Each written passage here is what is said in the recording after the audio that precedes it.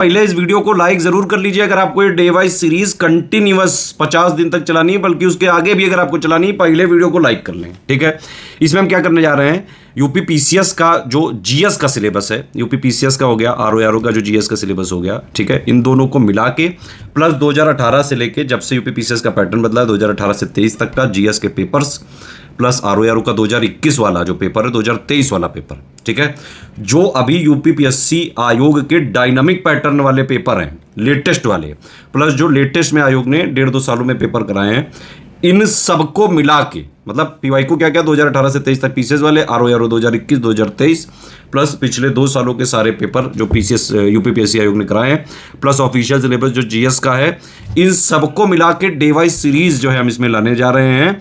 और इसमें करीबन पूरे जीएस के सिलेबस से 600 टॉपिक निकालेंगे, मोस्ट इंपॉर्टेंट वाले। डेली आपको जो है 12 टॉपिक मिलेंगे, प्लस उससे रिलेटेड पीवाईक्यू भी दिखाए जाएंगे कि उस टॉपिक की जो है अंडरस्टैंडिंग करके बहुत क्रिएटिव मेथड से जो है आपको डे वाइज सीरीज में जो है दिखेगा सारी चीज़ें। तो सिर्फ मेन चीज़ें बताएंगे जो एग्जाम में एग्जैक्टली पूछी जाती है। ठीक है, तो टॉपिक का रिवीजन चलेगा, पीवाईक्यू से कनेक्ट करके दिखाया जाएगा आपको इसी वीडियो में और आगे वाले वीडियोस में। ठीक है, और इसके अलावा कुछ क्वेश्चंस भी आपसे पूछे जाएंगे, आप उसका आंसर जरूर दीजिएगा। अच्छा, मिसलेनियस का पापा वीडियो अलग से मिलेगा तो वो इसमें इंक्लूडेड नहीं है। करंट अफेयर का हम रिवीजन और पापा अलग से देते हैं, वो इसमें इंक्लूडेड नहीं है। बजट इकोनॉमिक सर्वे पापा वो भी इसमें इंक्लूड नहीं है। लेकिन बाकी जीएस का कंप्लीट जो स्टैटिक वाला है, बिल्कुल नया सिलेबस डायनामिक जो पैटर्न चल रहा है उसके हिसाब से, और जितना पीवाईक्यू अभी भी रिलेवेंट है उन सबको मिला के मोस्ट इंपॉर्टेंट 600 टॉपिक्स हैं इसमें। वीडियो देखने से पहले एक इंपॉर्टेंट इंफॉर्मेशन है आप सभी लोगों के लिए, अभी भी जितना टाइम बचा है यूपी पीसीएस 2024 प्री के लिए, आरओ 2023 का री एग्जाम प्री के लिए जो है जितना टाइम बचा है, इसमें स्टडी फॉर सिविल सर्विसेज का सिलेक्शन मटेरियल, पेड ग्रुप के जो है exclusive recorded videos, paid quiz, test series, इन सबको लेके जो है पढ़ाई प्रैक्टिस रिवीजन करके आराम से कट ऑफ निकल सकता है, चाहे जैसा पेपर आ जाए, easy moderate tough analytical conceptual. RO 2023 का री एग्जाम का प्री प्लस मेंस, यूपीपीसीएस 2024 का प्री प्लस मेंस, 2025 यूपीपीसीएस का भी प्री प्लस मेंस का ग्रुप हमारा चल रहा है, यूकेपीएससी मेंस का भी ग्रुप चल रहा है, आप उसमें एडमिशन ले सकते हैं, बीओ का भी ग्रुप चल रहा है, उसमें एडमिशन लेके सिर्फ और सिर्फ सिलेक्शन वाली तैयारी कर सकते हैं। बाकी एक और जो है कई सारे स्टूडेंट की डिमांड थी कि कोई ऐसा कोर्स लाया जाए जो काफी कम प्राइस में हो। रिकॉर्डेड जो वीडियोस का एक हमने सिर्फ बैच लॉन्च किया है आरओ के लिए, कंप्लीट प्री का 200 नंबर का, जीएस प्लस हिंदी का प्लस करंट अफेयर, सिर्फ 800 में मिल जाएगा आपको। पीसीएस वाला जो है वो हमने लॉन्च किया है completely recorded video, GS plus CSAT plus current affair, सिर्फ और सिर्फ 1600 रुपए में ऐप में मिलेगा। चलिए अब डे वाइज सीरीज जो है देखिए, और इसके आंसर भी जरूर दीजिएगा, जो भी क्वेश्चन पूछे जा रहे हैं डेली आंसर देना है। डे वाइज रिवीजन में आप सारे व्यूअर्स का बहुत बहुत स्वागत है। एक बार फिर से क्लास नंबर 20 में भी आप लोग प्लीज अटेंडेंस लगा लीजिएगा। क्लास नंबर 19 में काफी सारे लोगों ने अटेंडेंस लगाई थी, 300 प्लस लोगों ने 24 आवर्स के भीतर अपनी अटेंडेंस दर्ज करी थी। मैं सभी का बहुत बहुत आभार व्यक्त करता हूँ। आज ये क्वेश्चंस जो है आपको आंसर कर रहे हैं कमेंट सेक्शन में, सभी क्वेश्चंस किए जा सकते हैं। अगर आपने सारी प्रीवियस क्लासेस देखी हैं इन क्वेश्चंस को आप आसानी से आंसर कर सकेंगे। What do plants convert the nitrates and nitrites into after they fix atmospheric nitrogen? वायुमंडलीय नाइट्रोजन को स्थिर करने के बाद या फिक्स करने के बाद नाइट्रेट और नाइट्राइट को किस में परिवर्तित करते हैं? ये पौधे, हमारे पौधे जब नाइट्रोजन को फिक्स कर लेते हैं तो उस फिक्स हुए नाइट्रोजन से बनाते क्या है पौधे, ही आपसे पूछा है। नाइट्रोजन साइकिल जिसने डिटेल में समझी होगी 3 क्लास पहले, वो कर सकेगा इसको। फिर ये क्वेश्चन आपका बुद्धिज्म संबंधित है, Ashoka's faith in Buddhism, Rummindei pillar inscription और निगाली सागर पिलर इंस्क्रिप्शन हमको क्लियर एविडेंस देता है कि अशोक जो है बुद्ध धर्म में या फिर कह सकते हैं बुद्धिज्म में, बौद्ध मत में विश्वास रखता था। दूसरा स्टेटमेंट कर रहा है minor rock edict number 1 evidence देता है कि अशोका जो है एकदम से बुद्धिज्म में कन्वर्ट हुए थे। तो कौन सा स्टेटमेंट इसमें करेक्ट है आप कमेंट करके बताएंगे। और फिर ये क्वेश्चन है कि प्रेसिडेंट का इलेक्शन किस मेथड से होता है? प्रोपोर्शनल रिप्रेजेंटेशन या first pass the post system, proportional representation and single transferable vote system, proportional representation and first pass the post system. इसके बाद ये लेक्स हैं और इनको इनके राज्यों से मिलाना है। कालीवेली झील, खज्जर लेक, खेचेपल्लरी लेक और वेम्बनाड झील, ये कहाँ कहाँ है? फिर इसके बाद हमसे पूछा है कि कोप्पन के क्लासिफिकेशन सिस्टम में जो वेस्टर्न फ्रिंज है राजस्थान का, इसमें हम कौन से कोड से दर्शाएंगे इसको? क्लास नंबर 20 के टॉपिक्स राष्ट्रकूट वंश, राष्ट्रकूट डायनेस्टी, भूगोल में वेजिटेशन ऑफ इंडिया पार्ट 1 हम लोग करेंगे क्योंकि बड़ा टॉपिक है, 2 पार्ट में हो पाएगा। स्ट्रक्चर ऑफ इंडियन पार्लियामेंट का पार्ट नंबर 2 हम लोग करेंगे, और इकोलॉजिकल सक्सेशन जो लास्ट क्लास में नहीं हो पाया था इसको कंप्लीट करेंगे। राष्ट्रकूट डायनेस्टी के बारे में अगर बात करें तो राष्ट्रकूट डायनेस्टी के बारे में जो सोर्स हैं वो कौन कौन से हैं, इसमें आ सकता है क्वेश्चन। राष्ट्रकूट डायनेस्टी के सोर्स हैं एलोरा की गुफाएं और सामूगढ़ इंस्क्रिप्शन, ये स्रोत हैं। और एस ऑल्टेकर की किताब है राष्ट्रकूट एंड देयर टाइम्स, ये पूछी भी जा चुकी है किताब का नाम। राष्ट्रकूट एंड देयर टाइम्स किसने लिखी है? एस ऑल्टेकर ने, या ऑल्टकर या ऑल्टेकर, कुछ भी आ सकता है एग्जाम में। एलोरा और सामूगढ़ के शिलालेख। बैटल ऑफ सामूगढ़ भी हम लोग पढ़ते हैं मेडिवल हिस्ट्री में, किसके किसके बीच हुआ था, आप कमेंट करके बता सकते हैं। इनके राजनीतिक इतिहास के बारे में बात करें तो वातापी के जो पश्चिमी चालुक्यों के बारे में हमने पढ़ा था, इनके ये फिडिट्रीज थे, क्योंकि चालुक्य शासनकाल में सामंत व्यवस्था थी, तो उन्हीं के सामंतों में से एक थे राष्ट्रकूट। वातापी के या बादामी के चालुक्यों के सामंत या फिडिट्रीज थे, कर्नाटक के मानखेत में शासन करते थे चालुक्यों के अधीन। उसके बाद दंतदुर्ग राष्ट्रकूट वंश के संस्थापक बने, उन्होंने बादामी के चालुक्यों को हराया था। बादामी के अंतिम चालुक्य शासक को हराया था, जिसके बारे में हमने लास्ट क्लास में पढ़ा है, उसका नाम आपको पता होना चाहिए। दंतिदुर्ग के बाद कृष्ण प्रथम ने शासन किया था और एलोरा में कैलाशनाथ मंदिर का निर्माण कराया था। कृष्ण प्रथम ने मैसूर के गंग शासकों को भी हरा करके अपनी सत्ता मजबूत की थी और मैसूर रीजन तक इस साम्राज्य को बढ़ाया था।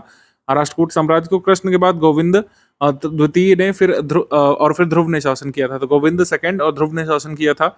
ध्रुव राष्ट्रकूट वंश में सबसे महान शासक माने जाते हैं, क्योंकि इन्होंने कई सारे अन्य कंटेम्प्रेरी रूलर्स को हराया था और ट्राइपार्टाइट स्ट्रगल जो हुई थी पाल प्रतिहार राष्ट्रकूट वंश के बीच, जो त्रिपक्षीय युद्ध या त्रिपक्षीय संघर्ष या ट्राइपार्टाइट स्ट्रगल कहा जाता है, इसमें ध्रुव ने हराया था और कन्नौज की सत्ता पर कब्जा करने का काम किया था। यहाँ पर लिखा हुआ है राष्ट्रकूट वंश में सबसे महान थे, इनके शासनकाल में राष्ट्रकूट शक्ति अपने चरम पर थी। ध्रुव ने पल्लव शासकों को हराया था, पूर्वी चालुक्यों को यानी कि ईस्टर्न चालुक्य शासकों को हराया था, पाल शासकों को हराया था जो बंगाल बिहार में रूल कर रहे थे, और प्रतिहार शासकों को भी हराया था। प्रतिहार वंश के वत्सराज पाल वंश के धर्मपाल को इन्होंने हरा करके कन्नौज पर कब्जा किया था, क्योंकि ट्राइपार्टाइट स्ट्रगल या त्रिपक्षीय संघर्ष जो हुआ था ये कन्नौज की गद्दी को लेकर के हुआ था। ध्रुव कन्नौज पर नियंत्रण करने वाले पहले दक्कन शासक थे, ये ध्यान रखना है। तो डेक्कन का पहला रूलर जिसने कन्नौज पर नियंत्रण प्राप्त किया वो थे ध्रुव। उसके बाद इतने ही रूलर्स के बारे में बात करना काफ़ी है यहाँ पर, वैसे तो और कई सारी चीज़ें हो सकती हैं, लेकिन जितना ही पॉलिटिक्स के लिए ज़रूरी है या राष्ट्रकूट पॉलिटी में ज़रूरी है वही हम लोग स्टडी करेंगे, ज़्यादा फालतू चीज़ें हम लोग नहीं देखेंगे। धर्म के बारे में बात करें तो राष्ट्रकूट शासकों में धार्मिक सहिष्णुता विद्यमान थी और शिव और विष्णु की पूजा इनके दौरान की जाती थी। एलोरा में प्रसिद्ध रॉक कट शिव मंदिर कृष्ण प्रथम द्वारा बनवाया गया था, तो इससे हमको पता चलता है कि शिव की पूजा करते थे राष्ट्रकूट शासक। जैन धर्म को अमोघ वर्ष के बाद के शासकों द्वारा संरक्षण दिया गया था और अमोघ वर्ष कोल्हापुर महालक्ष्मी का भी कट्टर भक्त था। बौद्ध धर्म ज्यादा पॉपुलर नहीं था राष्ट्रकूट वंश में और इसका एकमात्र महत्वपूर्ण केंद्र कन्हेरी था। और इसके बाद आ जाते हैं हम लोग बाद के जो शासक रहे हैं ध्रुव के बाद के, जैसे गोविंद थर्ड ने ध्रुव का स्थान लिया था। इसने अपने पिता की विरासत का पालन करते हुए गोविंद तृतीय या गोविंद थर्ड के सभी पड़ोसी राज्यों यानी कि पल्लव, गंग शासक, पाल शासक, प्रतिहार शासक, इन सभी के खिलाफ युद्ध लड़ा था और ये विजयी हुए थे। तो ध्रुव भी विजयी रहे, गोविंद थर्ड भी विजयी रहे। इनके शासनकाल के दौरान यानी गोविंद थर्ड के शासनकाल के दौरान ये राष्ट्रकूट साम्राज्य हिमालय की तलहटी से लेकर दक्षिण में कन्याकुमारी और पश्चिम में सौराष्ट्र से लेकर पूर्व में वेस्ट बंगाल तक फैल गया था। तो एक तरीके से पूरे भारत का एक बड़ा भाग इन लोगों ने कैप्चर कर लिया था, तमिलनाडु रीजन को छोड़ करके और मलाबार रीजन को छोड़ करके लगभग पूरा भारत राष्ट्रकूटों के प्रभाव में एक समय के लिए आ गया था। किसके समय में आ गया था ये अगर पूछे तो गोविंद थर्ड के समय में। इन गोविंद थर्ड की उपाधियां जगतुंग थी, श्रीवल्लभ, त्रिभुवन, धवल थी। उसके बाद गोविंद तृतीय के बाद इनके पुत्र अमोघ वर्ष ने शासन किया था। अमोघ वर्ष साहित्य के संरक्षक थे। इनके दरबार में प्रसिद्ध जैन आचार्य जिनसेन थे, दिगंबर जैन आचार्य जिनसेन थे, संस्कृत व्याकरणविद शाक्टायन थे या शाकाटियान थे और गणितज्ञ महावीराचार्य थे। तो सांस्कृतिक उपलब्धियां ज़्यादा है सैन्य उपलब्धियों की तुलना में अमोघ वर्ष की। तो अमोघ वर्ष ने ज़्यादातर कला और साहित्य के क्षेत्र में, विद्या के क्षेत्र में काम किया था। सैन्य उपलब्धियां यानी कि टेरिटोरियल एक्सपेंशन ज़्यादा नहीं हुआ था अमोघ वर्ष के समय में। अमोघ वर्ष स्वयं एक महान कवि थे। उनकी कविराज मार्ग काव्य शास्त्र पर पहली कन्नड़ रचना है, तो इन्होंने कन्नड़ भाषा में कविराज मार्ग की रचना की थी।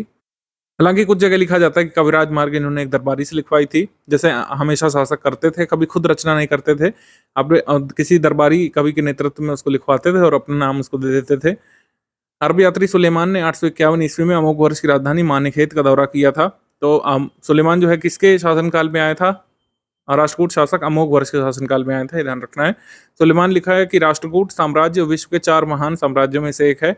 अमोघ वर्ष की उपाधियां क्या है? नृपतुंग, वीर नारायण। कृष्ण थर्ड राष्ट्रकूट वंश के अंतिम महान शासक थे। कृष्ण थर्ड ने तक्कोलम के युद्ध में परांतक चोल को हराया था। तो परांतक चोल को किसने हराया था? कृष्ण थर्ड ने। जब चोल वंश पढ़ेंगे तो इसको आप कोलैबोरेट करिएगा।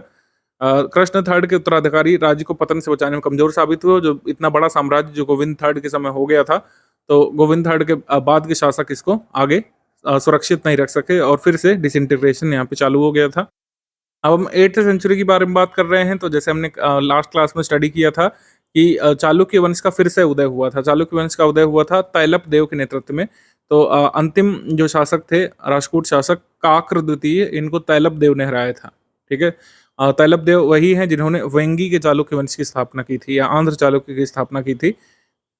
माफ कीजिएगा, कल्याणी के चालुक्य वंश की स्थापना उन्होंने की थी। ठीक है, तो तैलप देव ने कल्याणी से चालुक्य वंश के शासन को रिजरेक्ट किया था, ये ध्यान रखिएगा। राष्ट्रकूट साहित्य और कला के बारे में बात करें तो शिक्षा साहित्य के महान संरक्षक थे। इनके शासनकाल के दौरान कन्नड़ और संस्कृत साहित्य ने बहुत प्रगति प्राप्त की थी। तो कन्नड़ और संस्कृत दोनों को प्रमोट किया गया था। कन्नड़ साहित्य के 3 रत्न कहे जाते हैं, पंपा, पोन्न और रन्ना। तो राष्ट्रकूट शासकों द्वारा इनको संरक्षण दिया गया था। ये महान कवि और लेखक थे। जैसे पंपा ने लिखी थी आदि पुराण, विक्रमार्जुन विजय। रन्न ने लिखी थी गदायुद्ध या गधायुद्ध, और पोन्ना ने लिखी थी शांति पुराण। अमोघवर्ष ने कविराज मार्ग लिखी थी, और जो कन्नड़ काव्य शास्त्र पर पहली पुस्तक कही जाती है। कुछ स्रोत कहते हैं कि श्री विजय नामक दरबारी से इन्होंने लिखवाई थी कविराज मार्ग। गणितज्ञ महावीराचार्य संस्कृत में गणित सार संग्रह इन्होंने लिखा था।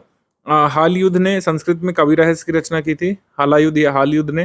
कुल मिलाकर कन्नड़ भाषा को संरक्षण मिला था। कला वास्तुकला के बारे में बात करें तो संरचनात्मक मंदिर, गुफा मंदिर और बसाडियों का निर्माण उन्होंने किया था। अलोरा, अजंता और एलिफेंटा कला के प्रमुख केंद्र थे। वैसे तो जब हम एलोरा और अजंता के बारे में बात करेंगे तो इन गुफाओं पर अलग अलग शासकों ने अलग अलग तरीके से योगदान दिया, लेकिन सर्वाधिक योगदान राष्ट्रकूट वंश के शासकों का माना जाता है। वास्तुकला के बारे में बात करें तो गुफा संख्या 15 यानी दशावतार गुफा एलोरा की सबसे बेहतरीन गुफाओं में से एक है। 2 मंजिला मंदिर में शिव नटराज की मंत्रमुग्ध कर देने वाली मूर्ति है, और शिव लिंगम से निकलते हुए दिखाए गए, जबकि विष्णु और ब्रह्मा इनको जो है श्रद्धांजलि दे रहे हैं, या फिर इन्हें जो है इनके आगे नतमस्तक हैं। दशावतार गुफाओं के विशेषताएं क्या क्या है? ये एक ऐसे प्रकोष्ठ और लेआउट योजना है जो बौद्ध गुफाओं के समान है। तो बौद्ध गुफाओं के समान है। गैर बौद्ध विशेषताएं की भी उपस्थिति है, जैसे इसके प्रवेश द्वार पर नृत्य मंडप दिखाया गया है, तो ये गैर बौद्धिक आर्किटेक्चर की विशेषताएं, और बौद्ध गुफाओं का लेआउट इसको फॉलो किया गया है। तो मतलब जो कह सकते हैं जिस हिसाब से मंदिर बनाए जाते थे वो भी फीचर्स देखने को मिलते हैं दशावतार की गुफाओं में, और बौद्ध आर्किटेक्चर के भी इसमें कुछ कुछ सैंपल्स देखने को मिलते हैं, एविडेंसेस देखने को मिलते हैं। चट्टान को तराश कर बनाए गए अन्य मंदिर कौन कौन से हैं? दशावतार की चट्टान को काट कर बनाए गए अन्य मंदिर, जैसे छोटे छोटे मंदिर आपको गंगा, यमुना, सरस्वती, विष्णु के 10 अवतारों को इसमें दिखाया गया है। वैदिक देवी देवताओं जैसे अग्नि, इंद्र, वायु, सूर्य, उषा, और गैर वैदिक देवताओं जैसे गणेश, अर्धनारीश्वर, आधे शिव आधे पार्वती के रूप में उनको दिखाया गया। हरिहर यानी आधे शिव आधे विष्णु, अन्नपूर्णा, दुर्गा और अन्य को समर्पित है ये मंदिर। हमारे एग्जाम में पूछ चुके हैं कि ये कौन से वंश के शासकों की गुफाएं थी जिसमें नरसिंह अवतार को दिखाया गया है। विष्णु के नरसिंह अवतार को इसमें केव संख्या 15 या फिर दशावतार की गुफाओं में एलोरा में दिखाया गया है। ठीक है, जो राष्ट्रकूट शासकों ने बनवाई थी।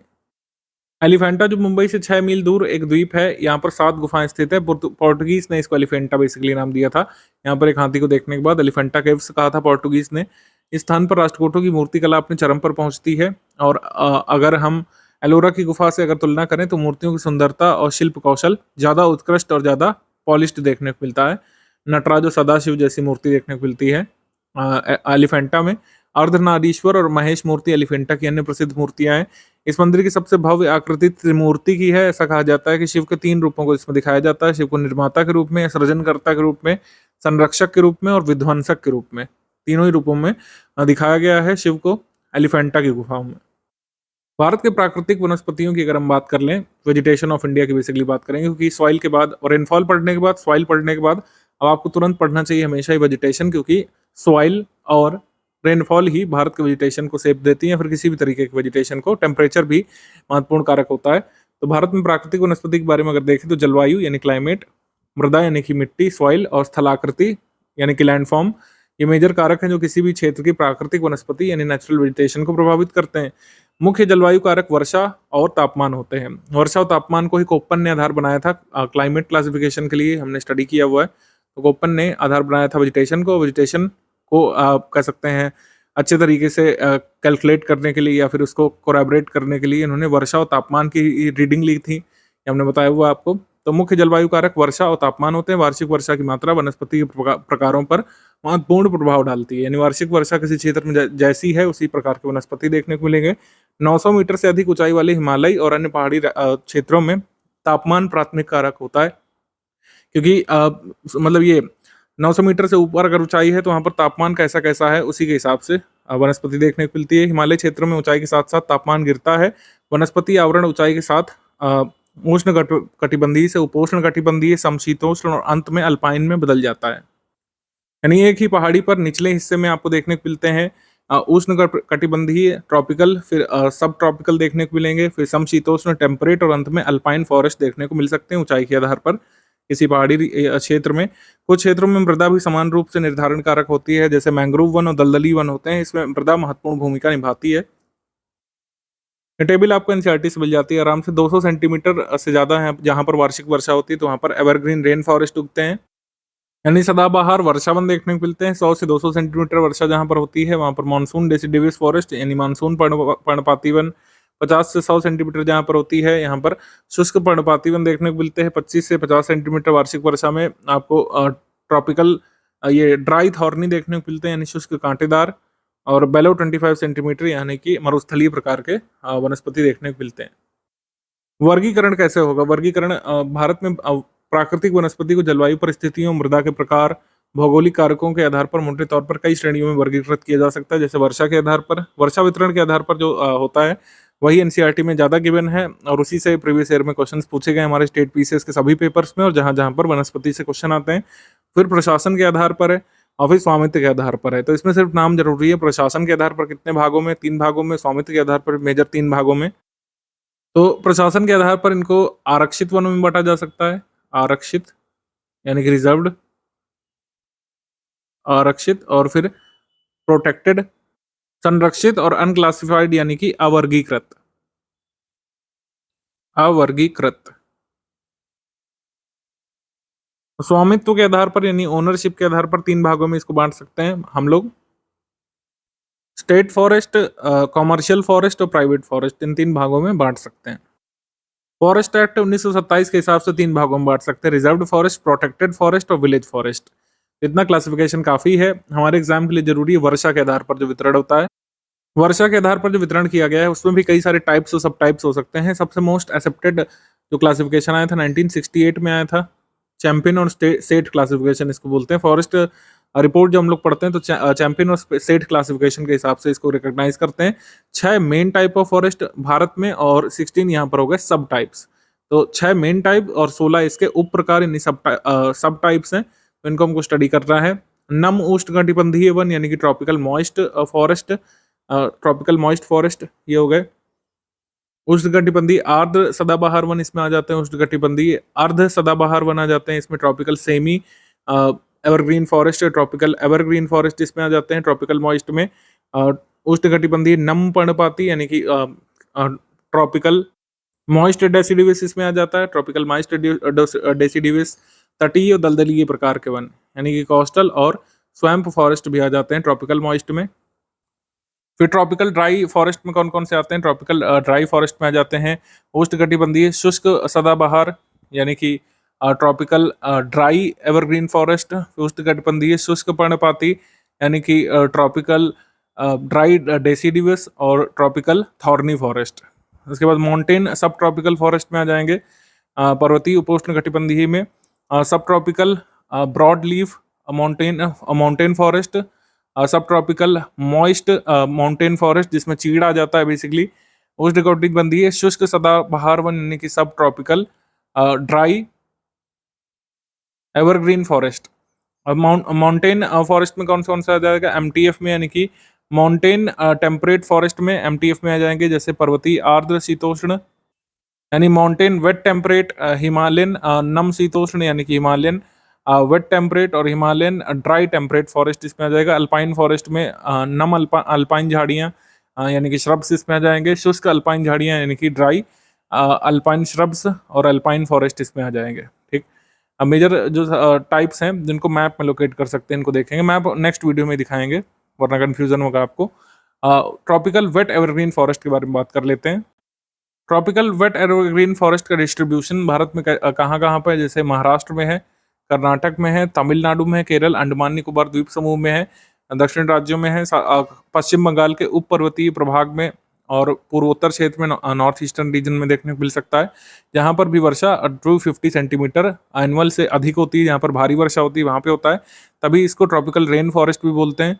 और औसत वार्षिक तापमान 25 से 27 डिग्री रहता है, यानी कि तापमान बहुत नीचे कभी नहीं जाता है। औसत वार्षिक आर्द्रता यानी ह्यूमिडिटी 77% रहती है। शुष्क मौसम केवल कुछ महीनों लंबा होता है। बीच बीच में साफ सफाई के साथ बहुत कम झाड़ियाँ होती हैं।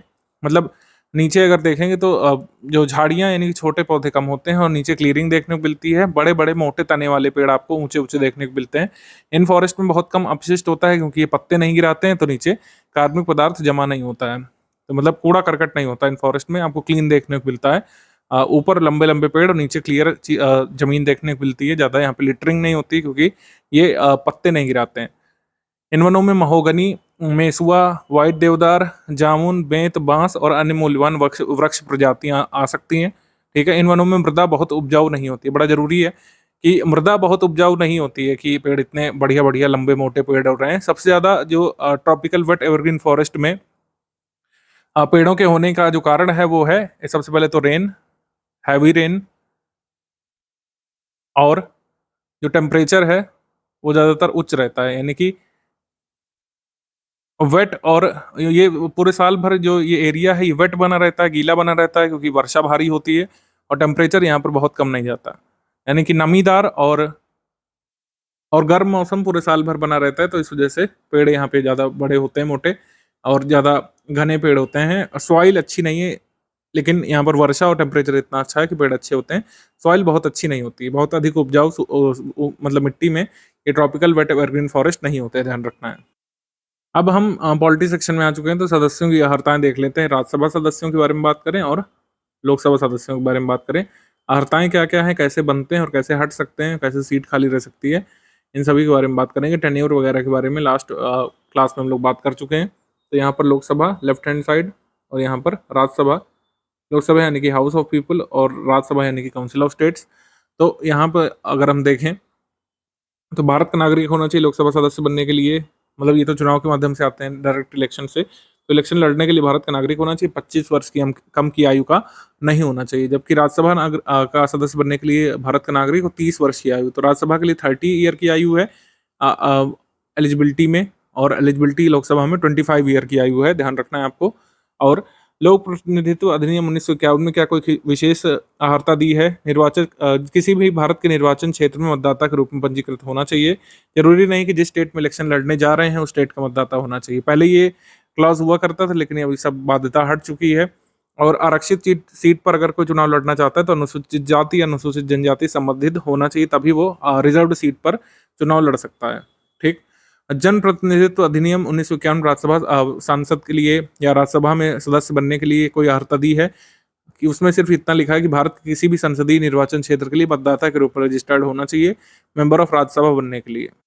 संविधान और लोक प्रतिनिधित्व अधिनियम यानी रिप्रेजेंटेशन ऑफ पीपल्स एक्ट 1951 के अधीन जो अयोग्यताएं हैं वो कौन कौन सी होती हैं, यानी कि डिस्क्वालिफिकेशन कैसे हो सकता है। तो पहले तो संविधान और फिर इधर राइट हैंड साइड में रिप्रेजेंटेशन ऑफ पीपल्स एक्ट के बारे में दिया है। संविधान कॉन्स्टिट्यूशन के बारे में बात करें तो अनुच्छेद 102 क्लॉज 1, कोई भी व्यक्ति यदि संसद की विधि द्वारा घोषित पद के अलावा भारत सरकार के किसी भी राज्य के अधीन किसी लाभ के पद पर आसीन होने के कारण अयोग्य घोषित हो सकता है। यानी कि ऑफिस ऑफ प्रॉफिट अगर कोई व्यक्ति होल्ड करता है, उन पोस्ट के अतिरिक्त जिनको पार्लियामेंट में ने स्पेसिफाई किया, उन पोस्ट के अतिरिक्त अगर किसी ऑफिस ऑफ प्रॉफिट को होल्ड करता है तो वो अयोग्य घोषित हो जाएगा आर्टिकल 102 क्लॉज 1 के तहत। अब जो ऑफिस ऑफ प्रॉफिट टर्म है ये बहुत वेग टर्म है। ऑफिस ऑफ प्रॉफिट यानी लाभ का पद, क्या इसके बारे में संविधान में दिया है? नहीं दिया है। ठीक है। क्या रिप्रेजेंटेशन ऑफ पीपल्स एक्ट में दिया है लाभ का पद? नहीं दिया है। इसको कौन डिफाइन करता है? ज्यादातर कोर्ट करते हैं, हाई कोर्ट, सुप्रीम कोर्ट इसको डिफाइन करते हैं। ऑफिस ऑफ प्रॉफिट की अवधारणा को अलग अलग केसेस में सुप्रीम कोर्ट ने डिसाइड किया है कि कौन ऑफिस ऑफ प्रॉफिट, कौन सा पद कहलाएगा, कौन सा नहीं। कोई स्पेसिफिक सूची नहीं हो सकती कि ये ऑफिस ऑफ प्रॉफिट है, ये ऑफिस ऑफ प्रॉफिट नहीं है। कोई भी व्यक्ति विक्षिप्त मानसिक स्थिति में हो या फिर सक्षम न्यायालय द्वारा ऐसा घोषित कर दिया गया है कि वो साउंड माइंड का नहीं है तो वो अयोग्य घोषित हो जाएगा। दिवालिया हो चुका हो, ठीक है, भारत का नागरिक ना हो या फिर स्वेच्छा से उसने विदेशी राज्य की नागरिकता प्राप्त कर ली हो या फिर किसी विदेशी राज्य के प्रति निष्ठा या पालन करने की स्वीकृति के अधीन हो तो उसको भी आयोग घोषित किया जा सकता है। फिर संसद द्वारा बनाए गए किसी भी कानून के तहत आयोग घोषित किया जा सकता है। 102 क्लॉज 2 में लिखा हुआ है कि यदि कोई व्यक्ति 10th शेड्यूल के तहत अयोग्य है तो संसद के किसी भी सदन का सदस्य होने के लिए आयोग घोषित हो सकता है। अभी 10th शेड्यूल जो टोटल एंटी डिफेक्शन यानी दल बदल विरोधी कानून से डील करता है, इसके बारे में देखेंगे हम लोग। लेकिन पहले रिप्रेजेंटेशन ऑफ पीपल्स एक्ट के तहत कोई व्यक्ति अयोग्य कैसे घोषित होता है इसको देख लेते हैं। कुछ चुनावी अपराधों में या भ्रष्ट आचरणों का अगर दोषी पाया जाता है तो अयोग घोषित हो जाएगा। कोई ऐसा व्यक्ति जो 2 या 2 से अधिक वर्ष के कारावास के परिणाम स्वरूप किसी अपराध के लिए दोषी ठहराया गया हो सक्षम न्यायालय के द्वारा, हालांकि निवारक निरोध विधि के तहत हिरासत में लिया जाना अयोग्यता का आधार नहीं बनता है, क्योंकि कोई भी गवर्नमेंट किसी भी विरोधी पार्टी के मेंबर को डिटेन कर सकती है। तो प्रिवेंटिव डिटेंशन के तहत अगर डिटेन किया गया तो आयोग घोषित नहीं होगा। लेकिन अगर किसी भी भारत की विधि द्वारा 2 साल से अधिक का कारावास अगर दिया गया है, जेल टर्म अगर दिया गया है, तो वो उसकी सदस्यता आयोग घोषित हो जाती है। जैसे लास्ट ईयर काफी चर्चा में था राहुल गांधी जी की अगर बात करें, राहुल गांधी जी, तो उनको रिप्रेजेंटेशन ऑफ पीपल्स एक्ट के तहत आयोग घोषित किया गया था। 3 साल का कारावास जो है गुजरात के कोर्ट ने सुनाया था। 3 साल का कारावास, तो 2 साल से अधिक सजा उनको सुना दी गई थी। हालांकि सुप्रीम कोर्ट से उनको रिलीफ मिल गई। सुप्रीम कोर्ट ने उनका जेल टर्म जो है अभी सस्पेंड कर दिया है और उन्होंने अपील डाली है। तो ये भी नियम है कि अगर हायर कोर्ट में अगर अपील डाली गई है तो वो डिस्क्वालिफिकेशन जो 6 वर्ष का दिया जाता है किसी भी मेंबर ऑफ पार्लियामेंट को, वो सीज टू एग्जिस्ट हो जाता है, यानी कि वो अस्तित्व में फिर नहीं रहता है। अगर किसी भी व्यक्ति को किसी कोर्ट के द्वारा 2 साल या 2 साल से अधिक की सजा हो जाती है तो उसकी सदस्यता घोषित हो जाती है अयोग्य। निर्वाचन व्यय का लेखा जोखा आवश्यक समय के भीतर प्रस्तुत न किया हो, सरकारी अनुबंधों, कार्यों, सेवाओं में कोई उसका पर्सनल लाभ शामिल हो, किसी निगम में जिसकी सरकार की कम से कम 25% हिस्सेदारी हो, उसमें निदेशक, प्रबंध प्रतिनिधि, मैनेजर या फिर कोई अन्य ऑफिस ऑफ प्रॉफिट होल्ड किया हो, भ्रष्टाचार या राज्य के प्रति निष्ठाहीनता के कारण सरकारी सेवा से बर्खास्त किया गया हो, और विभिन्न समूहों के बीच विद्वेष को बढ़ावा देने और रिश्वतखोरी के अपराध में दोषी ठहराया गया हो, अस्पृश्यता, दहेज और जैसे सामाजिक अपराधों के प्रचार और अभ्यास के परिणाम स्वरूप अयोग्यता घोषित की जा सकती है। अयोग्यता संबंधी प्रश्न जो आरपीए के तहत बताए गए हैं, इन पर विचार कौन करता है? अनुच्छेद 103 के अनुसार कोई प्रश्न यदि उठता है कि अयोग्य घोषित होगा सदस्य कि नहीं, तो राष्ट्रपति के निर्णय के लिए भेजा जाता है और इनका निर्णय अंतिम होता है। राष्ट्रपति चुनाव आयोग की राय प्राप्त करेंगे और इस राय के अनुसार कार्य करेंगे। अब वैसे तो लिखा हुआ है कि राष्ट्रपति किसका यहाँ पे राय प्राप्त करेंगे, चुनाव आयोग की, लेकिन जनरली आपको पता है कि प्रेसिडेंट जो है अपने काउंसिल ऑफ मिनिस्टर्स की सलाह पर काम करते हैं, और जाहिर सी बात है काउंसिल ऑफ मिनिस्टर्स अगर अपनी पार्टी के मेंबर पर आरपीए के तहत कोई भी लांछन लगता है तो उसको राष्ट्रपति को उसका आधार नहीं बनने देंगे डिस्क्वालिफिकेशन का। तो ये थोड़ी सी वो एक चीज़ें लिखी हुई हैं, हालांकि हमारे एग्जाम के लिए जरूरी है, ध्यान रखिएगा। अनुच्छेद 103 में लिखा हुआ है कि अगर आरपीए के तहत अयोग्यता संबंधी कोई प्रश्न उठता है तो राष्ट्रपति को निर्णय के लिए भेजा जाता है, इनका निर्णय अंतिम होता है और चुनाव आयोग की राय के अनुसार राष्ट्रपति अंतिम निर्णय लेंगे। दल बदल के आधार पर सदस्यों की अयोग्यता कैसे घोषित होती है, इसके बारे में प्रावधान किया गया है 10वीं अनुसूची में, यानी कि 10th शेड्यूल में। 10th शेड्यूल भारत में अमेंडमेंट से जोड़ा गया था, ओरिजिनली नहीं था। अगर हम बात करें 52nd अमेंडमेंट एक्ट जो है, 52nd अमेंडमेंट एक्ट यानी कि संविधान संशोधन अधिनियम 52वां 1985 में जो आया था, इसमें प्रावधान किया गया था दल बदल विरोधी कानून का, यानी कि एंटी डिफेक्शन लॉ का। एंटी डिफेक्शन लॉ के बारे में बात की गई है। 10th शेड्यूल में राज्यसभा के मामले में सभापति द्वारा, लोकसभा के मामले में लोकसभा अध्यक्ष यानी स्पीकर के द्वारा अंतिम निर्णय लिया जाता है कि ये दल बदल के आधार पर किसी मेंबर को सस्पेंड करना है या फिर नहीं, उसकी सदस्यता खत्म करनी है या फिर नहीं। ये भारत के राष्ट्रपति द्वारा निर्णय नहीं लिया जाता है, ये नियम है दल बदल वाले मामले में। अगर रिप्रेजेंटेशन ऑफ पीपल्स एक्ट के तहत किसी क्लॉज के तहत उसको आयोग घोषित किया जाना है तो राष्ट्रपति यहाँ पर निर्णय लेते हैं, लेकिन दल बदल के मामले में राज्यसभा के सभापति यानी कि वाइस प्रेसिडेंट जी, और लोकसभा के मामले में लोकसभा स्पीकर, लोकसभा अध्यक्ष का निर्णय न्यायिक समीक्षा के अधीन होता है कि हो तो होलोहान केस में कहा गया था। पहले ये माना जाता था कि स्पीकर ने जो निर्णय ले लिया डिस्क्वालिफिकेशन के बारे में, अगर दल बदल संबंधी कोई प्रश्न है उस पर अगर स्पीकर ने किसी को अयोग्य घोषित कर दिया तो किसी भी कोर्ट में वो मामला नहीं ले जा सकता है। लेकिन कि हो तो होलोहान केस में कोर्ट ने कहा था कि हाई कोर्ट के पास और सुप्रीम कोर्ट दोनों के पास जुडिशियल रिव्यू है, स्पीकर के इस फैसले की समीक्षा करने की शक्ति है, हाई कोर्ट को भी सुप्रीम कोर्ट को भी। ये कि हो तो होलोहान मामले में कहा गया था। तो कि हो तो होलोहान मामला किससे संबंधित है? 10th शेड्यूल से, और 10th schedule subject to judicial review है कि नहीं, इस प्रश्न पर यह मामला था कि हो तो होलोहान मामला। अब दल बदल विरोधी कानून के हिसाब से सदस्य अयोग्य कब घोषित होते हैं? स्वेच्छा से उस राजनीतिक दल की सदस्यता अगर कोई व्यक्ति छोड़ देता है जिसकी टिकट पर वह सदन के लिए चुना गया है, तो वो सदस्य अयोग्य घोषित हो जाता है। ठीक है। कोई भी स्वतंत्र रूप से निर्वाचित सदस्य किसी राजनीतिक दल में अगर शामिल हो जाता है तो वो अयोग्य घोषित हो जाता है। यानी कि अगर लड़ा वो इंडिपेंडेंट था, लेकिन जीतने के बाद अगर वो किसी दूसरी पार्टी की सदस्यता ग्रहण करता है तो वो अयोग्य घोषित हो जाता है। अपनी पॉलिटिकल पार्टी द्वारा किसी भी दिए गए निर्देश के विपरीत अगर सदन में मतदान करता है, मतदान से खुद को तटस्थ रखता है, यानी कि पार्टी जिसके खिलाफ में मतदान करने के लिए कहती है तो उसके लिए मतदान करने लगता है। यानी पार्टी जो जहां पर कह रही है कि उसके अगेंस्ट मतदान करना है तो उसके लिए मतदान कर रहा है। पार्टी जिस क्लॉज के लिए फॉर मतदान करने के लिए कहती है तो उसके अगेंस्ट अगर मतदान कर रहा है तो वो सदस्य अयोग्य घोषित किया जा सकता है। कोई भी नामित सदस्य 6 माह की समाप्ति के बाद किसी भी राजनीतिक दल में शामिल अगर होता है, क्योंकि नॉमिनेटेड मेंबर के पास ये फ्रीडम होती है। In case of nominated member generally Rajya Sabha में होते हैं, लोकसभा में तो अब होते नहीं। तो नॉमिनेटेड मेंबर के पास स्वतंत्रता होती है कि विद इन 6 मंथ, यानी कि नॉमिनेट किए जाने के 6 माह के भीतर किसी भी पार्टी की सदस्यता ग्रहण कर ले वो अयोग्य घोषित नहीं होगा। लेकिन अगर 6 माह बाद सदस्यता ग्रहण करता है तो वो अयोग्य घोषित हो जाता है। ये यहाँ पे प्रावधान किए गए हैं। लेकिन इसमें कुछ एक्सेप्शनल केसेस भी हैं, उसको समझना जरूरी है। एक्सेप्शनल केसेस एग्जाम में आते हैं कई बार। विधायक कुछ परिस्थितियों में अयोग्य घोषित किए बिना अपना पार्टी बदल सकता है। क्या वो क्लॉज है कि विधायक पार्टी बदल लेगा और अयोग्य भी नहीं घोषित होगी उसकी सदस्यता सदन में? विधि किसी पार्टी को किसी दूसरी पार्टी में विलय की अनुमति देती है, यानी कि एक पार्टी दूसरी पार्टी में अगर मर्ज हो जाती है, लेकिन मान लीजिए ये पार्टी नंबर 1 है, ये पार्टी है और ये पार्टी नंबर 2 है। पार्टी नंबर 1 पार्टी नंबर 2 में मर्ज होना चाहती है, लेकिन अगर इस पार्टी में मान लीजिए 90 सदस्य हैं, 90 मेंबर्स हैं, तो कम से कम 2/3 सदस्यों को, यानी कि कम से कम 60 मेंबर्स को ये पार्टी छोड़ करके पार्टी 2 में जाना होगा। तो अगर ऐसा होता है तो ना पार्टी 1 के सदस्यों की सदस्यता अयोग्य घोषित होगी, ना ही पार्टी 2 के सदस्यों की सदस्यता अयोग्य घोषित होगी, और ना ही जो 30 मेंबर बचेंगे पार्टी नंबर 1 में, इनकी सदस्यता अयोग्य घोषित होगी। तो ये एक मतलब ये रिलीफ दी गई है कि अगर एक पार्टी दूसरी पार्टी में मर्ज हो जाती है 2/3 से अधिक टोटल मेंबर्स के साथ, तो वहां पर अयोग्यता नहीं घोषित होगी, यानी कि उस पार्टी के मेंबर्स जो है सदन में डिस्क्वालीफाई नहीं होंगे।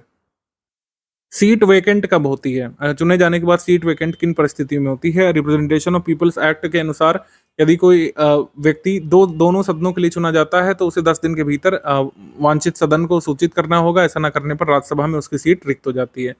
रिप्रेजेंटेशन ऑफ पीपल्स एक्ट में कहा गया है कि कोई व्यक्ति मान लीजिए राज्यसभा का सदस्य है, लोकसभा के लिए चुन लिया जाता है, तो उसको एक सीट छोड़नी पड़ेगी, यानी कि राज्यसभा सीट उसको छोड़नी पड़ेगी, तभी लोकसभा सदस्य वो रहेगा। कोई भी व्यक्ति एक सदन में 2 सीटों के लिए चुना जाता है तो उसे किसी एक सीट के लिए अपना विकल्प चुनना होता है। जैसे राहुल गांधी के पास विकल्प था, 2 सीटों से वो चुने गए थे, तो उन्हें एक सीट यहाँ पे छोड़नी पड़ी थी और एक सीट के लिए ही वो सांसद कहलाते हैं लोकसभा में। यदि कोई व्यक्ति सांसद और राज्य विधानमंडल दोनों के लिए चुना जाता है तो उसकी एक सीट रिक्त हो जाती है। यदि वह 14 दिनों के भीतर राज्य विधानमंडल में अपनी सीट से इस्तीफा नहीं देता है तो दोनों ही सीटें रिक्त हो जाती हैं। अयोग्य अगर घोषित किया जाता है रिप्रेजेंटेशन ऑफ पीपल्स एक्ट के तहत, प्रेसिडेंट अगर अयोग्य घोषित कर देते हैं तो सीट वेकेंट हो जाती है। और जैसा कि संविधान में निर्दिष्ट है कि अगर 10वीं अनुसूची के प्रावधान के अधीन अगर लोकसभा स्पीकर ने या फिर राज्यसभा के सभापति ने आपकी सदस्यता अयोग्य घोषित कर दी तो आप अयोग्य घोषित हो जाते हैं। इस्तीफा अगर कोई मेंबर दे देता है, खुद से इस्तीफा दे देता है राज्यसभा के सभापति को, और राज्यसभा मेंबर लोकसभा के मामले में लोकसभा अध्यक्ष यानी स्पीकर को लिख करके कोई व्यक्ति अगर इस्तीफा देता है और उसका इस्तीफा स्पीकर या फिर सभापति जैसा मामला हो एक्सेप्ट कर लेते हैं तो उस सदस्य की सीट घोषित हो जाती है रिक्त यानी वेकेंट। यदि सभापति या फिर अध्यक्ष को लगता है कि इस्तीफा स्वैच्छिक रूप से नहीं दिया गया, किसी के दबाव में दिया गया या फिर वास्तविक नहीं है, तो इस्तीफा अस्वीकार भी कर सकते हैं। अनुपस्थिति के मामले में सदन की अनुमति के बिना 60 दिनों की अवधि के लिए सदन की बैठकों से अनुपस्थित रहने वाले सदस्य की सीट वेकेंट घोषित हो जाती है। 60 दिनों में वह अवधि नहीं शामिल होती जब सत्र जो है स्थगित रहा हो, यानी कि प्रोरॉग रहा हो या फिर अजंट रहा हो या अवसान में रहा हो, तब वो 60 दिन इसमें काउंट नहीं किए जाते हैं। सदस्य अगर अपनी सीट खाली कर देते हैं, न्यायालय द्वारा चुनाव निरसित अगर उनका घोषित कर दिया जाता है तो सदस्य को सीट खाली करना पड़ता है।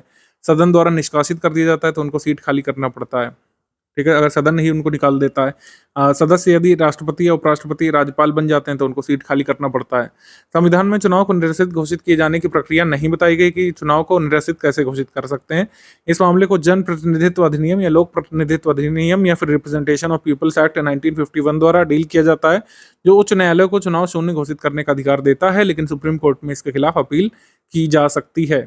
तो ये है कुल मिलाकर राज्यसभा सदस्य, लोकसभा सदस्य कैसे चुने जाते हैं, कैसे इनकी सीट खाली हो सकती है और कैसे ये हटाए जा सकते हैं। इकोलॉजिकल सक्सेशन या फिर पारिस्थितिकी अनुक्रमण के बारे में बात कर लेते हैं। इंपॉर्टेंट कैरेक्टरिस्टिक होता है सभी कम्युनिटी का, सभी समुदायों की विशेषता होती है एक पर्यावरण के भीतर या फिर अपने पारितंत्र के भीतर कि उनका कंपोजिशन और स्ट्रक्चर कॉन्स्टेंटली चेंज होता रहेगा। कंपोजिशन और स्ट्रक्चर का मतलब है कि व्यक्तिगत तौर पर उनका स्वरूप और एक पॉपुलेशन के तौर पर जो उनका नंबर वगैरह है और जो उनका सेटलमेंट है वो चेंज हो सकता है चेंजिंग एनवायरमेंटल कंडीशन के हिसाब से, यानी कि पर्यावरणीय परिस्थितियों की प्रतिक्रिया के परिणाम स्वरूप इनकी संरचना और संगठन लगातार बदलता रह सकता है समुदायों का। ठीक है, चाहे वो जो है पौधों के समुदाय हो, पादप समुदाय हो या फिर जानवरों का समुदाय हो। ये जो चेंज होता है ये ऑर्डरली और सीक्वेंशियल होता है, यानी कि व्यवस्थित और अनुक्रमिक होता है और इसी अनुक्रमण को हमको समझना है।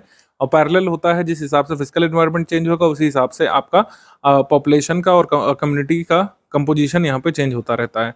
These changes lead finally to the community that is near equilibrium with environment and that is called climax community. जब ये कम्युनिटी अपने आप को तब तक बदलती रहती है जब तक पर्यावरण के बदलते स्वरूप से पूरी तरीके खुद को अडेप्ट ना कर ले, और वह कम्युनिटी जो ऐसी स्थिति में पहुंचती है उसको क्लाइमैक्स कम्युनिटी कहा जाता है, चरमोत्कर्ष समुदाय उसको कहा जाता है, जो एनवायरनमेंट के कंडीशंस के साथ पूरी तरीके से खुद को अडेप्ट कर चुकी हो। और यही जो कम्युनिटी है जब इस पूरी प्रोसेस के थ्रू गुजरती है, इसी प्रोसेस को किसी गिवन एरिया में कहा जाता है इकोलॉजिकल सक्सेशन, जिसको हमको स्टडी करना है। हमारे एग्जाम में एक क्वेश्चन आ चुका है, the entire sequence of communities that successively change in a given area is called sere. Sere की परिभाषा हमसे पूछी थी 2020 वाले पेपर में। किसी दिए गए क्षेत्र में क्रमिक रूप से बदलने वाले समुदाय के पूरे अनुक्रम को क्या कहा जाता है? सीयर कहा जाता है। अभी डायग्राम के थ्रू समझेंगे, सब समझ में आएगा आपको। The individual transitional communities are termed as serial stages और serial communities. In this successive serial stages, there is a change in diversity of species in organism, increase in the number of species and organism, as well as increase in the total biomass। जहाँ जहाँ पर भी अनुक्रमण होता है तो जीवों की प्रजातियों की विविधता में परिवर्तन होता है, प्रजातियों जीवों की संख्या में वृद्धि होती है और साथ ही कुल बायोमास में भी वृद्धि होती है। तो हमसे एग्जाम में अब आ सकता है कि जब भी इकोलॉजिकल सक्सेशन होता है तो क्या क्या चेंज होता है? तो बायोडाइवर्सिटी विद इन स्पीशी बदलती है, प्रजातियों जीवों की संख्या बढ़ती है कि घटती है? तो बढ़ती है। और कुल बायोमास घटता है कि बढ़ता है? तो बढ़ता है। ठीक, ये ध्यान रखना है। सक्सेशन के भी दो स्टेजेस होते हैं, एक होता है प्राइमरी सक्सेशन और दूसरे होता है सेकेंडरी सक्सेशन, यानी कि प्राथमिक अनुक्रमण, और दूसरा होता है द्वितीयक अनुक्रमण यानी कि सेकेंडरी सक्सेशन। जहां जहां पर प्राइमरी सक्सेशन हो सकता है वो कौन कौन सी प्लेसेस होती है? न्यूली कोल्ड लावा, बेयर रॉक यानी नग्न चट्टाने, न्यूली क्रिएटेड पॉन्ड या फिर रिजर्वायर, अभी हाल में बनाया गया कोई तड़ाग या जलाशय। The species that invade a bare area are called pioneer species. किसी भी नग्न जगह पर जहां पहले कोई भी जीवन मौजूद नहीं था, जो स्पीशी सबसे पहली बार जीवन की स्थापना करती है उसको पॉइनर स्पीशी कहा जाता है। सक्सेशन को थोड़ा सा डायग्रामेटिकली समझ लेते हैं तो आपको समझ में आएगा। डायग्राम इंग्लिश में है लेकिन इसको पूरी तरीके से हिंदी माध्यम में भी समझाएंगे। तो यहाँ पर आप देख सकते हैं प्राइमरी सक्सेशन को दिखाया गया। यहाँ पर बेयर रॉक यानी कि नग्न चट्टानें थी, मतलब कुल मिलाकर सिर्फ पत्थर ही पत्थर थे, और ना यहाँ पर कोई वेजिटेशन आपको दिख रहा है, ना कोई जीव जंतु ज्यादा दिख रहे हैं। तो यहाँ पर सबसे पहले लाइकन्स आते हैं। जनरली बेयर रॉक में यानी प्राइमरी सक्सेशन में सबसे पहली स्पीशी जो आती होती है लाइकन, वे स्मॉल प्लांट्स और लाइकन्स। और ब्रायोफाइट्स यहाँ पर आते हैं। ब्रायोफाइट्स आते हैं जो थोड़े से जल और थोड़ी सी मृदा में पनप जाते हैं, काई वगैरह जो होती है जिसको हम लोग बोलते हैं। काई वगैरह के बाद यहाँ पर टेरिडोफाइट्स आते हैं, और फिर यहाँ पे छोटे पौधे यानी कि एंजियोस्पर्म्स आते हैं। ठीक है, तो फिर ग्रास या घास वगैरह उगने लगती है, पेरेनियल पौधे आने लगते हैं। फिर छोटे पौधे शेड इंटॉलरेंट ट्रीज आते हैं जैसे पाइन्स वगैरह, और फिर शेड टॉलरेंट ट्रीज उग जाते हैं, ओक और हिकरी यानी कि बड़े मोटे तने वाले पौधे आ जाते हैं। हालांकि ये प्रक्रिया मैं आपको 2 मिनट में बता दे रहा हूँ, लेकिन इसमें कुछ 100 साल लगते हैं करीब ऐसा होने में। और इसी प्रक्रिया को हम लोग बोलते हैं प्राथमिक अनुक्रमण, यानी किसी भी नग्न चट्टान की वाली जगह पर जहाँ पर कोई भी जीवन मौजूद नहीं था, वहां से इस स्टेज तक आते आते, क्लाइमेक्स कम्युनिटी तक आते आते, इसको हम लोग बोलते हैं सक्सेशन, प्राइमरी सक्सेशन। और इस पूरे ये जो कह सकते हैं स्टेज है, इसको हम लोग क्या बोलते हैं? लाइकन से लेकर ये बड़े मोटे पौधे तक की स्टेज को हम लोग सीयर बोलते हैं, ये ध्यान रखना है। और इंडिविजुअली लाइकन को और ये ब्रायोफाइट को, छोटी घासों को, नाटे पौधों को और बड़े मोटे पेड़ों को इंडिविजुअली बोलते हैं सीरियल कम्युनिटी। ठीक है, इंडिविजुअली इनको सीरियल कम्युनिटी बोलते हैं और उस पूरे जो अनुक्रमण के स्टेज को क्या बोलते हैं, इंटायर सीक्वेंस को सीयर बोलते हैं। हमारे एग्जाम में आ चुका है कि सीयर का मतलब क्या होता है। तो सीयर का मतलब होता है पूरी जो टोटल कम्युनिटी होती है एक छोटे लाइकन से लेकर बड़े मोटे पेड़ तक, उसको सीयर बोलते हैं। और इस प्रक्रिया को हम लोग प्राइमरी सक्सेशन बोलते हैं। जब सक्सेशन की प्रक्रिया को हम लोग जो है दिखाते हैं मृदा के ऊपर यानी कि टेरेस्ट्रियल रीजन में, तो उसको जीरार्क सक्सेशन बोलते हैं। और जब इसी प्रक्रिया को हम लोग जो है जल के नीचे दिखाते हैं तो उसको हाइड्रार्क सक्सेशन बोलते हैं। यहाँ पर हाइड्रार्क सक्सेशन का एक उदाहरण दिखाया गया, इसको भी देख लेते हैं। हाइड्रार्क सक्सेशन में क्या होता है कि यहाँ पर शुरुआत होती है यहाँ पर फाइटोप्लैंक्टन से। फाइटोप्लैंक्टन के बाद तैरने वाले पौधा पाते हैं, फिर यहाँ पे मार्शी मीडो आते हैं, दलदली पौधे, और फिर ये पौधों में आपको जो है नमी वाले वुडलैंड देखने को मिलते हैं। और फिर क्लाइमैक्स कम्युनिटी आ जाती है जहाँ पर मोटे तने वाले और चौड़े पत्ते वाले ऊंचे पेड़ देखने को मिलते हैं। तो ये हाइड्रार्क सक्सेशन का उदाहरण है जो जल के भीतर से शुरू होकर के यहाँ पर टेरेस्ट्रियल यानी कि जमीन की तरफ आता है। अभी हम यहाँ पर सेकेंडरी सक्सेशन के बारे में बात कर ले रहे हैं। सेकेंडरी सक्सेशन यानी कि द्वितीयक अनुक्रमण कैसे होता है। द्वितीयक अनुक्रमण जो है प्राथमिक अनुक्रमण के बाद शुरू होता है, यानी कि ये वाले स्टेज से शुरू होता है जब आपको मोटे तने वाले और चौड़े पत्ते वाले घने पौधे पेड़ देखने को मिलते हैं। और घने पौधे पेड़ में मान लीजिए जंगल की आग लग गई, कोई आपदा आ गई, जंगल की आग लग गई, तो सारा ये जनजीवन जो है फिर खत्म हो गया। सारा जनजीवन जब फिर खत्म हो गया तो फिर यहाँ पे सिर्फ क्या रह गया, सिर्फ यहाँ पे रह गया तो थोड़ा बहुत बायोमास रह गया जला हुआ, ठीक है, डेट्रिटस रह गया, थोड़ी बहुत सॉइल रह गई और फिर पत्थर रह गए। फिर यहाँ पे जो है ग्रासेस और पेरेनियल आने लगते हैं, ठीक है, 3-4 साल बाद। फिर छोटे पौधे उगने लगते हैं, ठीक है, 5 से 150 साल तक। और 150 साल बाद फिर से यहाँ पर इसी स्टेज को आप दोबारा प्राप्त कर लिया जाता है जब मोटे तने वाले और चौड़ी पत्ती वाले पौधे देखने को मिलने लगते हैं। तो इसे हम लोग द्वितीयक अनुक्रमण बोलते हैं, यानी कि सेकेंडरी सक्सेशन। इसी स्टेज को निरंतरता में आप देख सकते हैं, बैरन लैंडस्केप है, फिर पॉइनर स्पीशी यहाँ पर आती है, यहाँ पर फिर इंटरमीडिएट की कम्युनिटी होती है, फिर क्लाइमैक्स कम्युनिटी होती है, और फिर ये पर्टर्बेशन का स्टेज होता है। यहाँ पर फिर से जो है बैरन लैंडस्केप क्रिएट कर दिया जाता है एक तरीके से, और फिर इंटरमीडिएट कम्युनिटी आती है, फिर क्लाइमैक्स कम्युनिटी नंबर 2 आती है। तो प्राइमरी और सेकेंडरी सक्सेशन इस तरीके से निरंतरता में आगे बढ़ते रहते हैं। तो डे नंबर 20 में साइंस सब्जेक्ट से आज का जो हमारा टॉपिक होगा वो भी ब्लड कॉर्पसेल्स, जिसे कि ब्लड सेल कहते हैं, रुधिर कणिकाएँ, इन पे बेस्ड होगा। कल वाले में हमने बात की थी आरबीसी के ऊपर कंप्लीट, और आज फोकस करेंगे डब्ल्यूबीसी, श्वेत रक्त कणिकाएँ और प्लेटलेट, रुधिर बिंबाणु। तो जितने भी लोग कमेंट कर रहे हो कि हिंदी को इम्पोर्टेंस नहीं देते, अभी देखा कितनी बढ़िया हिंदी हो गई हमारी। तो क्या आप जानते हैं, अरे भाई सुन तो लीजिए यार, कि हमारे शरीर के अंदर भी कुछ लोग रहते हैं जिनमें से कुछ सफाई कर्मचारी हैं, कुछ सोल्जर हैं, कुछ पुलिस वाले हैं और कुछ अक्षय कुमार भी हैं। तो अभी तो आपके अंदर सेम यही फीलिंग आ रही होगी, लेकिन अभी जो कुछ भी हमने बोला वो सारा कुछ आपको जस्टिफाई कर देंगे। लेकिन जो लोग ये गैस कर चुके हो वो अभी से कमेंट कर दो किस बारे में हमने बात की थी। तो चलिए आपको एक हिंट भी दे देते हैं। जिस तरीके से कोई भी देश है, जैसे अपना भारत है, तो कोई भी विदेशी व्यक्ति अगर सीमा क्रॉस करेगा तो आर्मी वाले, नेवी वाले या फिर एयरफोर्स वाले उसका बैंड बजा देंगे। और देश की भी पहचान ये होती है कि उसके आसपास बॉर्डर होनी चाहिए अलग अलग देशों से। और पुलिस इसलिए क्योंकि अलग अलग राज्य की अलग अलग पुलिस डिपार्टमेंट होता है। तो हमारे शरीर के अंदर रहने वाले जो ये पुलिस वाले हैं, इनके भी अलग अलग काम बटे हुए हैं। तो भैया जी और बहनी जी, जो लोग ये नहीं गैस कर पाए हो कि अभी हमने किसके बारे में बात की थी, तो हमने इम्यून सेल्स के बारे में बात की थी, जिसे वाइट ब्लड सेल्स लोग कहते हैं नॉर्मली, और साइंस की भाषा में इसे ल्यूकोसाइट्स कहा जाता है। श्वेत रक्त कणिकाएँ इसे कहते हैं हिंदी में। तो हिंदी लिखा नहीं है तो ऑफेंड मत हो जाना, कमेंट मत करने लगना, हिंदी वालों का पूरा ध्यान रखा जा रहा है।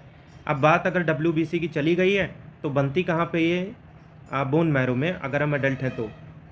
डिस्ट्रॉय कहाँ होती है, लिम्फेटिक सिस्टम में, जिसमें खून से लेके स्प्लीन के बीच में सब कुछ आ जाता है। तो कुछ RBC ऐसी होंगी जो खून में ही डिस्ट्रॉय हो जाएंगी, और नहीं तो बीच में कहीं भी हो जाएंगी, या फिर ज़्यादा से ज़्यादा वो स्प्लीन में तो डिस्ट्रॉय हो ही जाएंगी। RBC में हमने देखा था उनकी लाइफ स्पैन 120 दिन की होती है, जबकि WBC की बहुत कम, 13 से 20 दिन की ये होती है। काउंट की बात करें तो 8 से 10 हज़ार के बीच में, जबकि RBC में हमने क्या देखा कि 45 से 55 लाख होती है मेरे जैसे लोगों के लिए। और जो कन्याएं हैं, जो महिलाएं हैं, उनमें 40-45 लाख रह जाती है। तो इसी की हम बात कर रहे थे अपनी इम्यून सेल्स के बारे में। तो चलिए बात करते हैं कि कौन है हमारे सफाई कर्मचारी, कौन है सोल्जर्स और ऑफ कोर्स कौन है अक्षय कुमार। तो इसके लिए हमें WBC को क्लासिफाई करना पड़ेगा। ये दो टाइप की होती हैं, एक ग्रैन्युलोसाइट जिसमें कणिका होती है मतलब छोटे छोटे दाने, और जो दूसरी टाइप की होती है वो है ए ग्रैन्युलोसाइट जिसमें कणिका नहीं होती। जैसा कि आप यहाँ पे देख पा रहे हो, ये जो इस्नोफिल है, अभी आगे बताएंगे इसके बारे में, या बेसोफिल है, तो इसमें ये छोटे छोटे से दाने हैं। और जो बेसोफिल है उसका साइज़ ही बड़ा है तो जाहिर है दाने भी बड़े हैं। और ये जो मोनोसाइट आप देख रहे हो इसमें दाने नहीं हैं, तो ये कणिका रहित वाले में आ गया। इसी टाइप की हमारी मोटे तौर पर दो टाइप की RBC होती हैं। अगर कणिका युक्त की बात करें तो ग्रैन्युलोसाइट, इसमें तीन चीज़ें आती हैं, न्यूट्रोफिल, बेसोफिल और इस्नोफिल, जिसमें से सबसे ज़्यादा परसेंटेज होगा न्यूट्रोफिल का और सबसे कम होगा बेसोफिल का। उसी तरीके से ए ग्रैन्युलोसाइट में जिसमें कणिका नहीं होती है वो दो टाइप की होती हैं, जिनमें से एक है मोनोसाइट जो कि सबसे बड़ी WBC है, और लिम्फोसाइट जो कि सबसे छोटी WBC है। तो देखा आपने, सबसे बड़ी WBC हो या सबसे छोटी, दोनों की दोनों कणिका रहित होती हैं, ग्रेन्स नहीं होते हैं उसमें। अब हम शरीर के सोल्जर के बारे में बात करेंगे। तो देखिए ये जो लिम्फोसाइट है इसमें दो टाइप की सेल्स आ जाएंगी, क्योंकि लिम्फोसाइट का काम होता है जैसे ही बाहर के व्यक्ति को देखना वैसे ही अलर्ट हो जाना, जैसे कि देश की सेना हो जाती है। तो कौन बाहर का है ये चीज़ डिसाइड होती है मेमोरी सेल से। तो लिम्फोसाइट मेमोरी सेल बनाती हैं जो कि दो टाइप की होती हैं, एक है T सेल, दूसरी B सेल। T सेल की बात करें तो इन्हें ही हमारे बॉडी के सोल्जर, पुलिसमैन या गार्ड कुछ भी कह लीजिए वो कहा जाता है। अब इसमें होता ये है कि जैसे ही बाहर के किसी बैक्टीरिया, वायरस या माइक्रोब को देखा वैसे ही साइटोकाइन रिलीज़ कर दिया और मारना उसको चालू कर दिया। तो ये T सेल्स और कुछ नहीं बल्कि राउडी राठौर होते हैं। आप वो डायलॉग याद कीजिए कि अगर तुम में से एक भी आदमी ज़िंदा बचा या मैं तुमसे 1 मिनट पहले मर गया, तो ये वाली चीज़ और इसके बाद का जो फाइट सीन है ये करना T सेल का काम होता है। इसके बाद आते हैं B सेल के ऊपर। तो T सेल मतलब देखते ही वार करो बस साइटोकाइन रिलीज़ करके, और B सेल मतलब एंटीबॉडी प्रोड्यूस कर दो, मतलब जो भी बैक्टीरिया, वायरस शरीर में घुसा है उससे जाके चिपक जाओ और एक टाइम पे उसको डिस्ट्रॉय कर दो। T सेल के बारे में एक चीज़ ध्यान रखना कि अगर किसी को बहुत ज़्यादा इन्फेक्शन हो गया, उसका बुखार उतर ही नहीं रहा है, जुकाम जा ही नहीं रहा है, तो इसका ये मतलब है कि या तो T सेल उसकी एक्टिवेट नहीं हुई है या तो T सेल्स ख़त्म कर दी गई हैं एड्स वायरस के द्वारा। कैसे होती हैं हम बता चुके हैं पिछले वीडियोज़ में। और वहीं जो B सेल्स है ये बैक्टीरिया, वायरस से जाके चिपकना और अंत में उसको डिस्ट्रॉय कर देना, पकड़ के मार देना उसको, इसको क्या कहा जाता है? एंटीजन एंटीबॉडी रिएक्शन कहा जाता है, क्योंकि B सेल्स एंटीबॉडी प्रोड्यूसर्स होते हैं, वहीं से प्रोड्यूस होते हैं एंटीबॉडी। तो दो चीज़ों की बात कर चुके हैं। हमारे शरीर में कौन कौन से लोग रहते हैं आप ये जानते हो? उनमें से जो ये सोल्जर हैं या पुलिस वाले हैं उनकी बात हो गई, और किसे अक्षय कुमार हमने कहा उनकी भी बात हो गई, वो राउडी राठौर वाला केस, यानी कि T सेल्स। तो अब रह गया ये कि कौन है सफाई कर्मचारी। तो उसके पहले हमने जो ओवरऑल क्लासिफिकेशन किया कि कौन ग्रैन्युलोसाइट है कौन नहीं है, तो अब उनके बारे में बात करते हैं। जो ग्रैन्युलोसाइट हैं, जो कणिका युक्त सेल्स हैं, वो हैं तीन टाइप की, न्यूट्रोफिल, बेसोफिल और इस्नोफिल। तो जो न्यूट्रोफिल होती हैं ये 65% होती हैं, सबसे ज़्यादा परसेंटेज इन्हीं का होगा। और न्यूट्रोफिल को ना माइक्रोब को देखते ही सबसे पहले चुल्ल मचती है इनको मारने की। अब ऐसा काहे होता है? तो न्यूट्रोफिल कहेंगे हमारे यहाँ ऐसा ही होता है। अभी भी रिसर्च चल रही है कि क्यों न्यूट्रोफिल माइक्रोब को देखते ही मारने दौड़ते हैं, हालांकि कर कुछ नहीं पाते, बाद में T सेल काम आती है। उसके बाद बेसोफिल, सबसे कम परसेंटेज मतलब 1% इन्हीं का होगा। तो बेसोफिल का काम वैसे तो होता है एलर्जी को डिफेंस करना, हमारे शरीर को एलर्जी से बताना। अब होता ही है कि जब आप एंटी एलर्जिक दवाएं खाते हो तो दवाएं खाने के बाद आपके शरीर में हिस्टामाइन रिलीज़ होता है, जिसकी वजह से बेसोफिल का काउंट बढ़ जाता है। और जैसे ही ऐसा होता है तो हमारे शरीर में ब्लड फ्लो काफ़ी तेज़ी से बढ़ जाता है। और ऐसा कब होता है? जब कोई भी इन्फ्लेमेटरी रिएक्शन का पता चलता है, जब अंदर कोई एलर्जेंट घुसा होता है तब। अब इस्नोफाइल की बात करते हैं तो ये सेम टू सेम बेसोफिल की तरीके से ही दिखती हैं, लेकिन इनका काम अलग होता है, प्रोटोजोआ के इन्फेक्शन से बचाना। प्रोटोजोआ से संबंधित एक बीमारी है मलेरिया, तो उस टाइप की बीमारी में ये इस्नोफिल एक्टिवेट होती हैं। हालांकि बेसोफिल, इस्नोफिल और क्या क्या करती हैं इस पर रिसर्च अभी भी जारी है। अब जिसमें कणिका नहीं होती, ए ग्रैन्युलोसाइट, ये होती हैं दो टाइप की, मोनोसाइट और लिम्फोसाइट। मोनोसाइट सबसे बड़ी WBC और लिम्फोसाइट सबसे छोटी WBC। तो लिम्फोसाइट वो T सेल और B सेल का मामला हम देख चुके हैं, इसका काम है मेमोरी सेल बनाना, मतलब कौन माइक्रोब है कौन नहीं है इस चीज़ को डिफरेंशिएट करने के लिए मेमोरी सेल बनाना। और मोनोसाइट यही है हमारे बहुप्रतीक्षित सफाई कर्मचारी। अब जैसा कि हम जानते हैं कि माइक्रोब को पकड़ के मार देना काम होता है बी सेल्स का। अब माइक्रोब की लाश कौन ठिकाने लगाएगा? तो यही काम करते हैं मोनोसाइट, इसीलिए इनको सफाई कर्मचारी कहा जाता है। और साथ में ये इंजरी और इन्फेक्शन के टाइम पे भी एक्टिवेट होते हैं। और सबसे बड़ी WBC तो यही है, और सबसे छोटी लिम्फोसाइट है, मेमोरी सेल बनाना इनका काम है। जब भी शरीर में कोई इन्फेक्शन होता है तो आपकी ब्लड रिपोर्ट में हमेशा WBC काउंट बढ़ा हुआ मिलता है, लेकिन अगर ये ज़रूरत से ज़्यादा बढ़ जाएगा तो ब्लड कैंसर हो जाएगा, जिसे ल्यूकेमिया कहते हैं। इसके बाद आते हैं रक्त बिम्बाणु के ऊपर, प्लेटलेट। कितनी शुद्ध हिंदी हमने लिखी है, फिर भी आप लोग कमेंट करते हो हिंदी नहीं बताते। साइंटिफिक नेम की बात करें तो थ्रोम्बोसाइट इसे कहा जाता है। तो प्लेटलेट को क्या कहा जाता है? थ्रोम्बोसाइट। बनती कहाँ पे है? जहाँ खून बनता है, तो जाहिर सी बात है अस्थि मज्जा, बोन मैरो में। डिस्ट्रॉय कहाँ होती है? जहाँ RBC होती है, मतलब स्प्लीन में। लाइफ स्पैन 3 से 5 दिन का, RBC का 120 दिन का, WBC का 13 से 20 दिन, और वहीं प्लेटलेट का 3 से 5 दिन। तो सबसे कम प्लेटलेट का, सबसे ज़्यादा RBC का, और बीच में पड़ जाएंगी WBC। फंक्शन क्या होता है? ब्लड क्लॉट में हेल्प करना। और ब्लड क्लॉटिंग कैसे होती है, पूरा मैकेनिज्म हम पिछले वीडियोज़ में बता चुके हैं। एक चीज़ और ध्यान रखिए कि प्लेटलेट जो है ये सिर्फ मैमल में बनेगा, मतलब जो बच्चे देते हैं, जो हमारे अंडे देने वाले जीव हैं, जैसे कि चिड़िया, तोता, ये सब, इनमें प्लेटलेट नहीं पाई जाएगी क्योंकि ये मैमल नहीं है। इसके बाद प्लेटलेट की काउंट कितनी होती है? तो 1.5 से 5 लाख प्रति माइक्रोलीटर में। अगर आपके पास 1 माइक्रोलीटर यानी 10⁻⁻6 लीटर खून है तो वहाँ पे कितनी प्लेटलेट होंगी? 1.5 से 4.5 लाख, 1.5 से 4.5 लाख। डेंगू में ये बहुत तेज़ी से गिर जाती है, ये चीज़ हम पिछले वीडियो में बता चुके हैं। अब अगर नंबर की बात करें तो सबसे ज़्यादा काउंट होता है RBC का, 45 से 55 लाख मेरे जैसे लोगों के लिए। फिर प्लेटलेट का 1.5 से 4.5 लाख, और सबसे कम WBC 8 से 10,000। अब अगर आप साइज़ देखो तो जिसका काउंट सबसे कम है उसका साइज़ सबसे बड़ा है। तो काउंट किसका सबसे कम है? WBC का, तो साइज़ सबसे बड़ा WBC का। फिर प्लेटलेट का, और सबसे छोटा साइज़ होता है RBC का। अगर आप रेशियो की बात करो तो RBC WBC प्लेटलेट का रेशियो होता है 600/1/40। इसका मतलब ये है कि अगर कहीं 1 WBC है तो उसके साथ साथ 40 प्लेटलेट और 600 RBC जरूर होंगी।